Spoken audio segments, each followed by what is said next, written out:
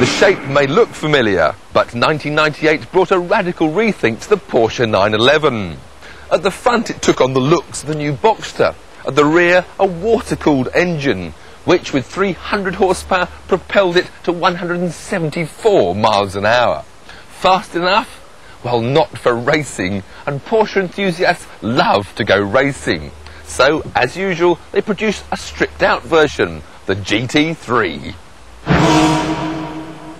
And this time, Porsche have left a few luxuries behind.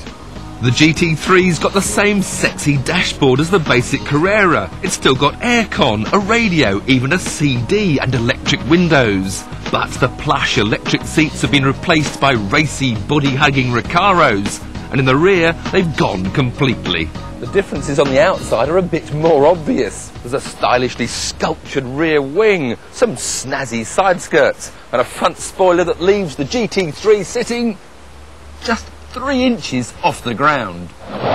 Throughout their history, Porsche have constantly stuck to the creed that racing does improve the breed. Racing cars have become road cars have become racing cars. They've even had success off-road. But the new Carrera has upset a few of the diehards.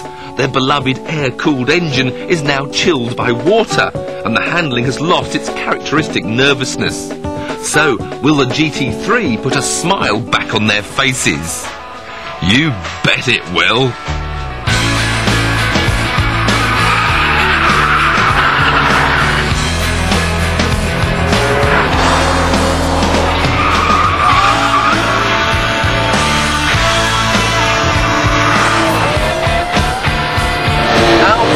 The standard Carrera's flat 6 3.4-litre engine, and in has come a race-bred, non-turbocharged version of the 3.6-litre unit that powered Porsche's GT1 car, and with lightweight titanium conrods, there's now 7,800 glorious revs on tap.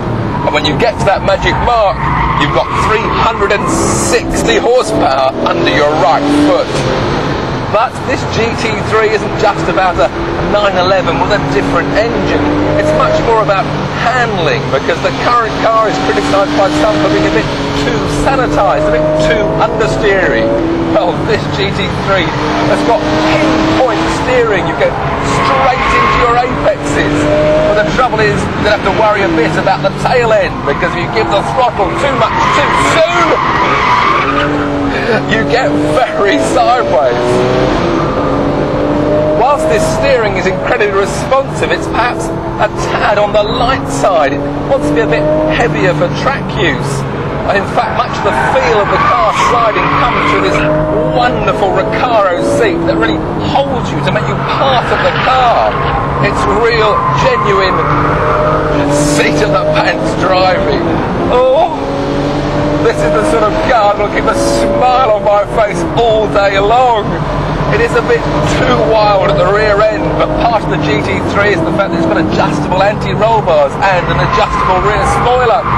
So if I wanted to, I could perhaps tweak them to make it a little bit more neutral in handling. But hey, I'm not complaining.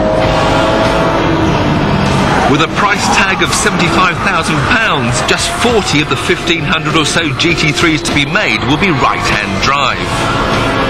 Any potential Carrera buyers who intend to take their car on track to have a bit of fun that can get their hands on this GT3 version will find they get an awful lot more fun for the extra 10 grand.